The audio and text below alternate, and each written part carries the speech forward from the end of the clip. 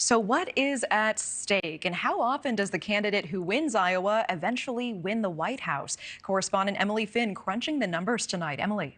Well, Natasha, that's right. We are 8 days out from the first in the nation Iowa caucus, and the top candidates in the polls crisscrossing the state this weekend, selling their message and brand to Iowa voters. But just how influential is winning the Iowa caucus to securing the party's nomination? And what are Iowans saying about the 2024 Republican hopefuls? Take a look. The narrowed down field of Republican presidential candidates are making their last-minute efforts to appeal to voters in Iowa, with former President Trump still far ahead in the polls.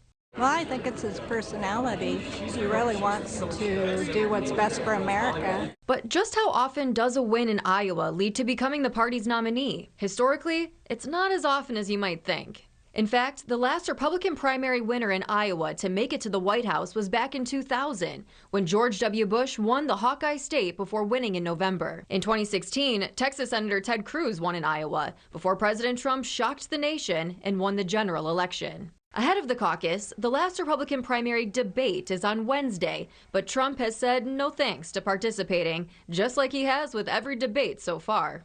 Instead, he's speaking with voters at a televised town hall in Des Moines at the same time as the debate, and is relying on conservatives like Sarah Sanders, Mike Huckabee, Roseanne Barr, and Ben Carson to campaign on his behalf throughout the week, an effort to increase turnout from voters, before hosting 4 rallies over the weekend leading up to the caucuses. We will fight for America like no one has ever fought before. 2024 is our final battle. With Trump opting out of Wednesday's debate, Nikki Haley and Ron DeSantis will take center stage. Haley's team is giving her time to prepare for both the upcoming debate and another town hall on women's issues.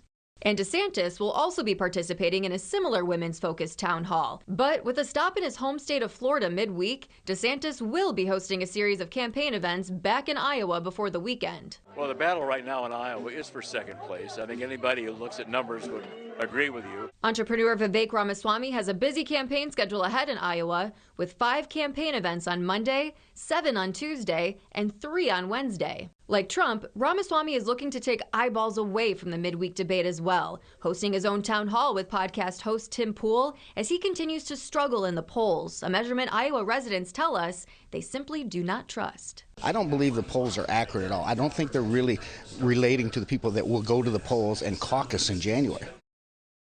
So right now, former President Trump has a comfortable 34-point lead in the polls in Iowa, but anything could happen in this final week before the caucuses. And with New Hampshire and South Carolina's primaries shortly after, if history means anything, it's still fair game to see who will ultimately get the nomination. Natasha? Okay, Emily Finn, thank you. Thank you for watching. Go to newsnationnow.com to find News Nation on your television provider. And don't forget to click the red subscribe button below to get more of News Nation's fact-driven, unbiased coverage.